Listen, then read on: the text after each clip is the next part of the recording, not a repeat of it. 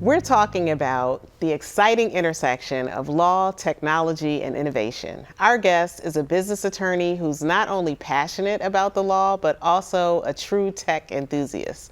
She's an early adopter of new technology, weaving it seamlessly into her legal practice, and she represents some of the brightest innovators out there.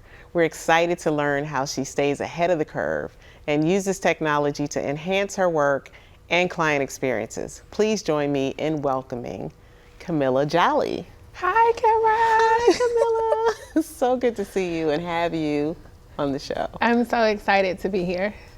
So I remember about you, just that you were not afraid of technology. I remember this when we were classmates in law school. So tell us a bit about your history with technology and how you bring it to your practice. Well, I think that technology was put here to make our lives easier, so we should all embrace it in some shape, form, or fashion. And I was first exposed to technology with a Commodore 64 computer. So technology and computers have been friends of mine for quite a long time now. Okay, and so as a tech enthusiast, we have so many guidelines in our practice, and one of the things that I know intimidates people is when you get to the terms of use, we know as attorneys we're not supposed to just click that. Yeah. And the fine print now, and many times will say that whatever you're uploading, we're allowed to train on AI tools. And so how do you balance your technology, your love of technology with the practice of law?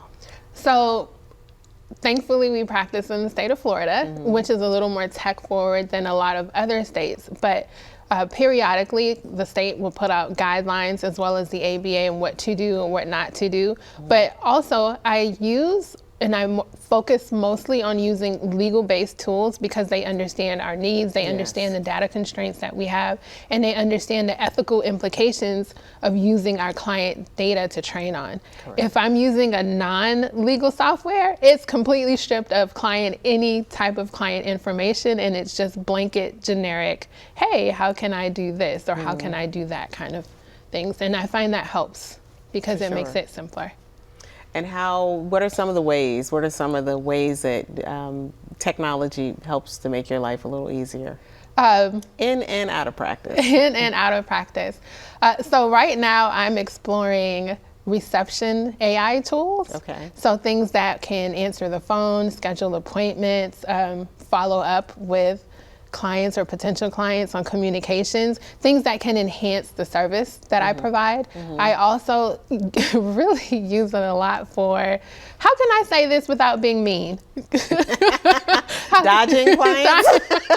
Not dodging them, but making sure that the communication and the information I'm presenting to them is clear and it's understood in a way that I know that the client communicates, because that's really important to talk to people how they are used to being, how they communicate, how they talk. Which brings me back to what you just said about possibly using it for receptionist services.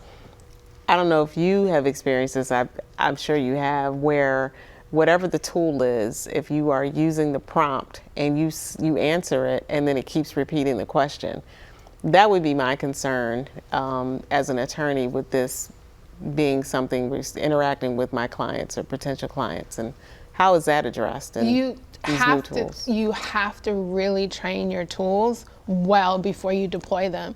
So it takes a lot of training time. And when I say a lot, like if you focus on it for probably a day, 2 days, and go back and tweak it, and you can continuously tweak it. It's a living, kind of like an SOP. It's a living, breathing thing. So it's going to need tweaks. And every time you have an interaction, you're like, oh, wait a minute, I didn't really like that. How can we address this in the future? So. SOP, audiences, standards of procedure. Yes. A procedural thing. So, okay, so you're using standards of procedure to incorporate into your training, which makes sense. It just, and so I would still be scared, but so this is why this is such a good conversation to have about people who embrace technology and your fearlessness with it versus somebody like me. I will wait until, everybody has caught on.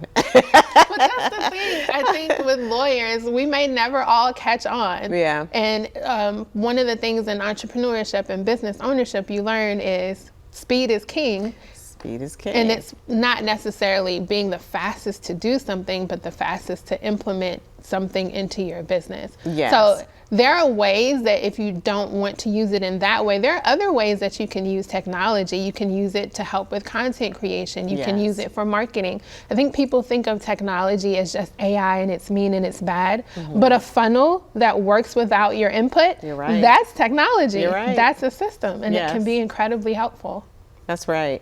And for those in the audience who don't know what a funnel is, it's a prompt. You know, if you do this, then it does that. And so you're forward thinking about different scenarios for the user to get a different question or form. Yes. Okay.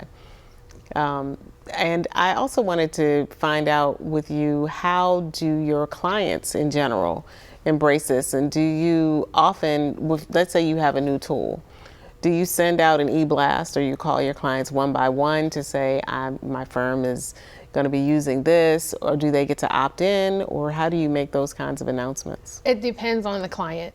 It's one of the things that we are implementing now. We're restructuring our intake process to ensure that our clients are comfortable with technology.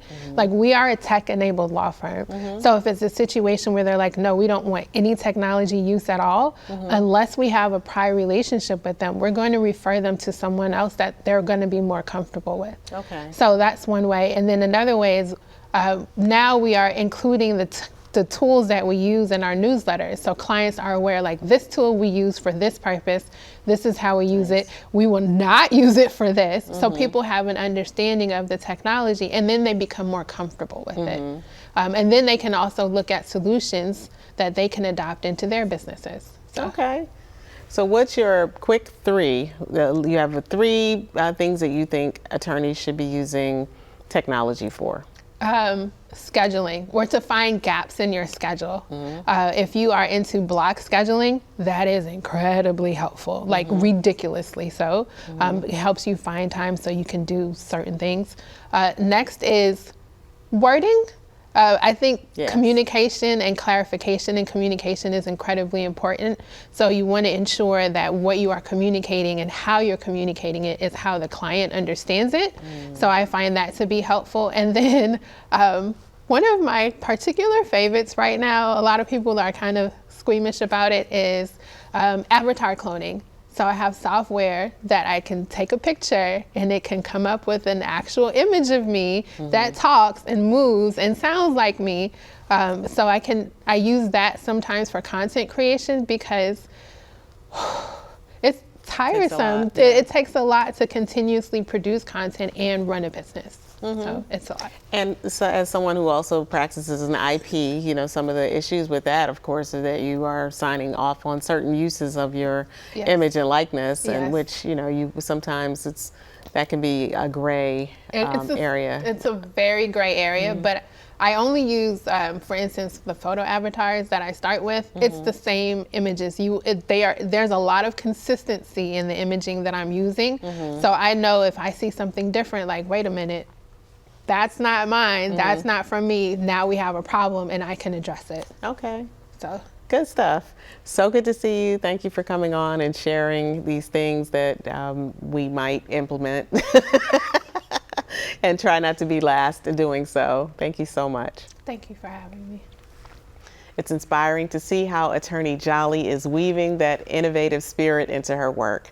We appreciate those insights. Stay with us here on Legal Connections.